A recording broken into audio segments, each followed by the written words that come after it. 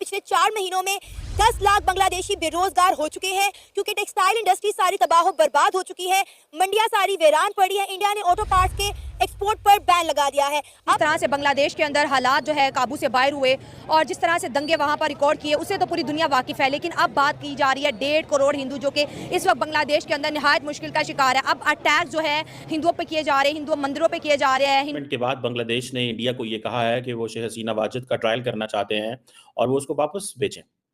और इस सिलसिले में इंडिया को एक नोट वर्बैल भेजा है कि एक फ्यूजिटिव है और उसको जुडिशियल प्रोसेस जो है उसको फेस करना चाहिए।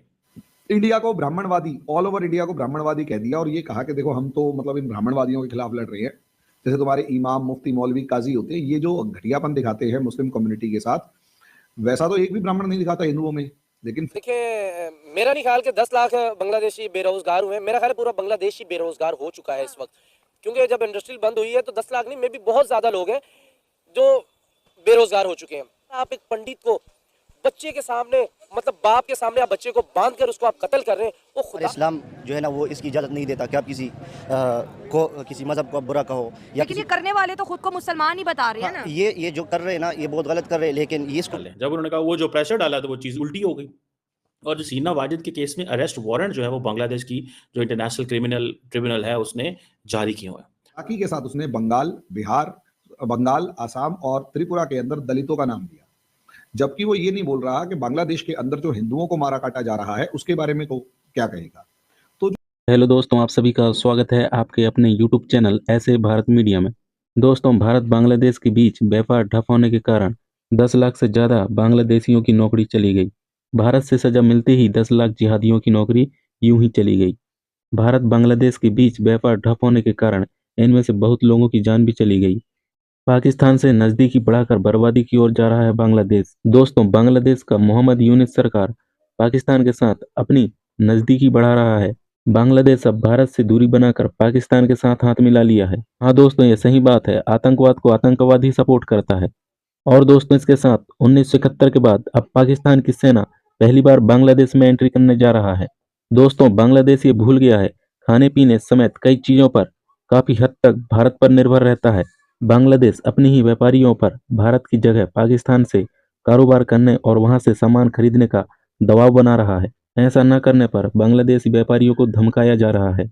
दोस्तों, बांग्लादेश ये भूल गया भारत के साथ पंगा लेना कितना भारी पड़ेगा। बांग्लादेश को ये मालूम है भारत का एक झटका हमें बर्बाद कर देगा। बांग्लादेश को ये मालूम है खाने पीने समेत दूसरी कई चीज़ों को लेकर भारत पर बहुत निर्भर रहता है। तो दोस्तों, चल के देख लेते हैं पाक मीडिया का रिएक्शन इस पर क्या आता है। तो दोस्तों, अगर आप लोग चैनल पे पहली बार आए हैं तो आप लोग चैनल को जरूर सब्सक्राइब करें। बेल आइकन है दोस्तों, उसको भी ऑल पे सेट करके जाना। मैं जब भी अपना वीडियो अपलोड करूं दोस्तों तो आप तक सबसे पहले वीडियो का नोटिफिकेशन पहुंच सके। और दोस्तों, कमेंट में अपना राय लिख के जरूर शेयर करना। दोस्तों, बांग्लादेश में हिंदुओं के साथ अत्याचार होने के कारण भारत ने बांग्लादेश के साथ व्यापार ठप किया। दोस्तों, आप लोग वीडियो पूरा देखिएगा और लास्ट में दोस्तों वीडियो देखने के बाद कमेंट में अपना राय लिख के जरूर शेयर करना। जब तक के लिए दोस्तों, जय हिंद, जय भारत। पिछले 4 महीनों में 10 लाख बांग्लादेशी बेरोजगार हो चुके हैं क्योंकि टेक्सटाइल इंडस्ट्री सारी तबाह बर्बाद हो चुकी है। मंडियां सारी वीरान पड़ी है। इंडिया ने ऑटो पार्ट्स के एक्सपोर्ट पर बैन लगा दिया है। अब खबर निकलकर सामने आई है कि इंडिया के फॉरेन मिनिस्टर डॉक्टर जयशंकर 6 रोजा दौरे पर अमेरिका जा रहे हैं और अभी डॉक्टर जयशंकर यूएसए पहुंचे नहीं कि ट्रंप की मोहम्मद यूनुस को कॉल आ गई है। अंदर 10 लाख बांग्लादेशी बेरोजगार हो गए हैं। देखिए, मेरा नहीं ख्याल कि 10 लाख बांग्लादेशी बेरोजगार हुए। मेरा ख्याल है पूरा बांग्लादेशी बेरोजगार हो चुका है इस वक्त, क्योंकि जब इंडस्ट्री बंद हुई है तो 10 लाख नहीं, मे भी बहुत ज़्यादा लोग हैं जो बेरोजगार हो चुके हैं। बेरोजगारी की हद ये देखें कि अब पैसों की बजाय बांग्लादेशी अवाम अपने घर में जो जिसको हम सोना कहते हैं, चांदी कहते हैं, वो स्मगल करना शुरू उन्होंने कर दिया इंडियन बॉर्डर के ऊपर। यानी कि चंद चावलों की खातिर, चंद सब्जियों की खातिर, चंद एक चीज़ों की खातिर आप अपने घर में जो सोना बचा के माओ बहनों के गले में होता है उसको निकाल के आप दे रहे हैं। आया कि बांग्लादेशी अवाम अभी भी नहीं जागेगी? अभी भी नहीं आप जागोगे? कब जागोगे? जब अपने आप को बेचना शुरू कर दोगे। आप उन हालातों में चले जाओ जब गुलाम बना करते थे, आप तब बाज आएंगे। मेरी कोई जाती दुश्मनी नहीं बांग्लादेश के साथ, मेरा कोई नुकसान नहीं बंगालियों ने किया, लेकिन बंगालियों को मैं ये एज ए अपने एक ब्रदर होने के नाते, एक भाई होने के नाते, हमारे मुल्क से गए यार, खुदा का खौफ खाओ। किस जाहिलियत की हद तक आप जा रहे हो, उस हद में आप जा रहे हो जहां से आपने वापस नहीं मुड़ना। कि मुल्क को लीड कैसे करेगा। देखिए इनकलाब आया, मुल्क का बेड़ा गर्क आपने कर लिया, म्यांमार जैसे मुल्क आपके एक उन्होंने रखाइन डिस्ट्रिक्ट पे कब्जा कर लिया। जब हम बात करते हैं तो आप गोदी मीडिया कहते हैं, मोदी मीडिया कहते हैं। यार आप एक पंडित को बच्चे के सामने, मतलब बाप के सामने आप बच्चे को बांध कर उसको आप कत्ल कर रहे हैं, वो खुदा का खौफ खाए यार। हमारा इस्लाम तो ये बताता है कि आपने जिस जानवर को ज़िबा करना है उसके सामने आप छुरी को भी ना रगड़े यार।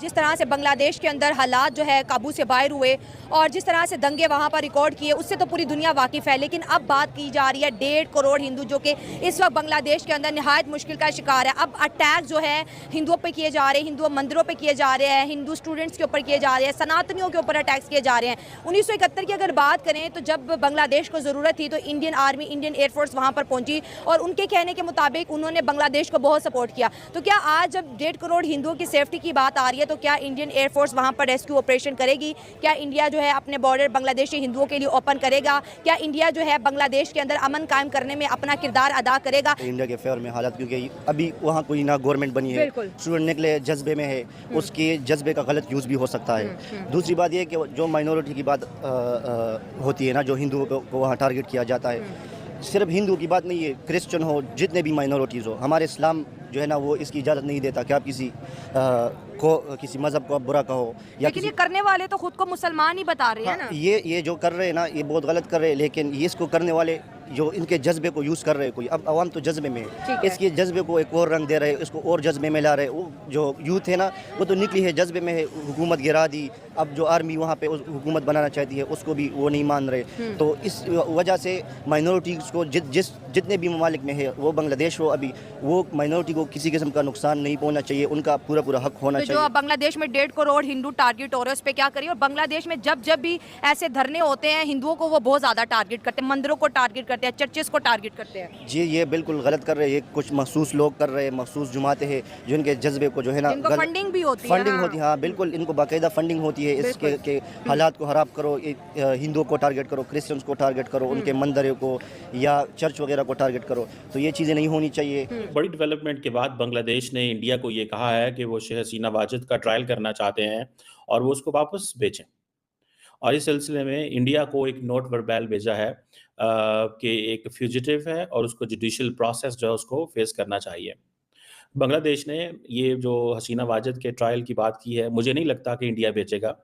अगर इंडिया शेख हसीना वाजिद को बेच देता है तो फिर मेरा नहीं ख्याल कि इंडिया की क्रेडिबिलिटी रहेगी कि a lady who has been doing black and white and whatever in Bangladesh because she had a support of India and at the time when there is a most critical time between India and Bangladesh and the lady is in hot waters and Indian leadership will say कि ठीक है जी आप चले जाएं, आप जाके जेलों में रहें, ठीक है। First place. सेकंड प्लेस, अगर इंडिया ने वापस उनको भेजना होता तो वो उनको कभी आने ही ना देते, जो मैं एनालाइज कर सकता हूँ।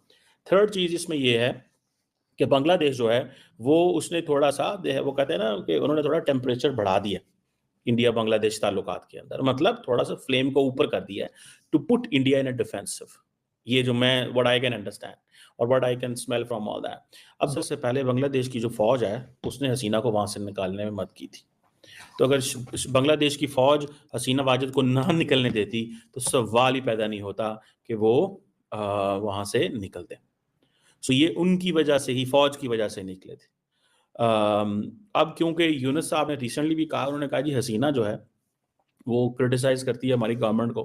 वो बेसिकली इंडियंस जो हैं वो, उन्होंने हसीना वाजिद को कहा कि आप थोड़ा सा बोलें, प्रेशर डालें। जब उन्होंने कहा वो जो प्रेशर डाला तो वो चीज़ उल्टी हो गई।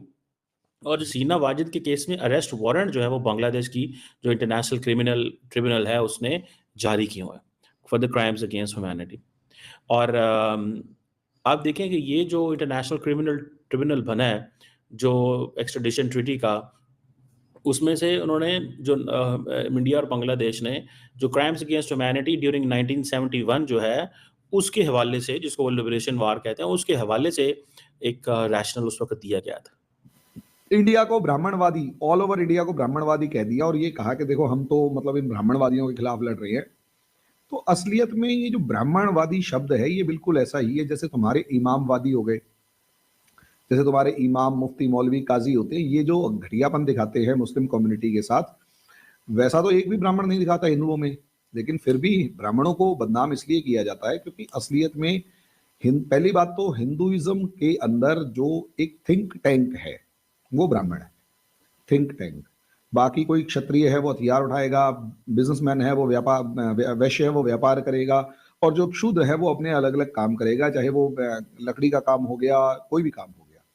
और उसमें भी अगर आप दलित का नाम भी लेते हैं तो दलित की भी अपनी एक अलग कहानी है, वो हम फिर कभी देखेंगे। लेकिन अल्टीमेटली आप ये सोच कर देखिए, आप अगर किसी भी कम्युनिटी के थिंक टैंक को अटैक करते हैं तो इसका मतलब ये है वो कम्युनिटी मिसगाइड होगी। भाई सीधी सी बात है, आपके मौलानाओं के खिलाफ भी कोई अगर आवाज उठाता है, मैं यूं नहीं कह रहा कि मतलब हमें कुरान के बारे में कुछ बोलना है या प्रॉफिट मोहम्मद के बारे में कुछ बोलना है, नहीं, मैं यूं कह रहा हूं कि इवन अगर आपके मौलानाओं के खिलाफ भी अगर कोई आवाज उठाता है तो भी आपको धमकी आ जाती है कि तुम्हारी हिम्मत कैसी भी मौलाना के खिलाफ बोलने की, मौलाना XYZ पता नहीं कितना महान हाजी जो भी वर्ड यूज कर देते हैं। मेन बात आप लोगों को सबको समझनी होगी कि अल्टीमेटली ये एक तरीके का वॉर होता है जिसके अंदर जैसे किसी इंसान को हराना है तो उसके ऊपर तलवार से डंडे से वार मत करो, उसका दिमाग इतना खराब कर दोगे वो अपने आप ही खत्म हो जाए। ये बहुत इंपॉर्टेंट फैक्टर होता है कि किसी भी इंसान को अगर आपको हराना है तो उसका दिमाग खराब कर दो, और दिमाग इस हद तक खराब कर दो कि वो सोच ही ना पाए कि उसके साथ हुआ क्या, और वो दिमाग खराब होने के बाद उसको जैसे मर्जी करके हरा दो, देयर इज नो प्रॉब्लम। यही चीज हमें यहाँ पर समझनी होगी कि ब्राह्मणवाद का जो नाम होता है वो इसलिए होता है।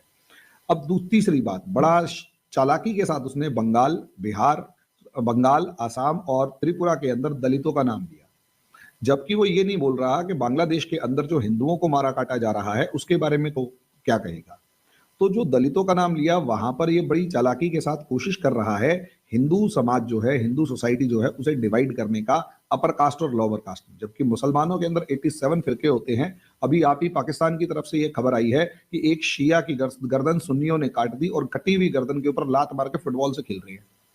अब आप मुझे एक बात बताइए, आपके पाकिस्तान के अंदर शिया सुन्नी इस तरीके से एक दूसरे की जान के दुश्मन है, उस पर तो कोई कुछ नहीं बोलता।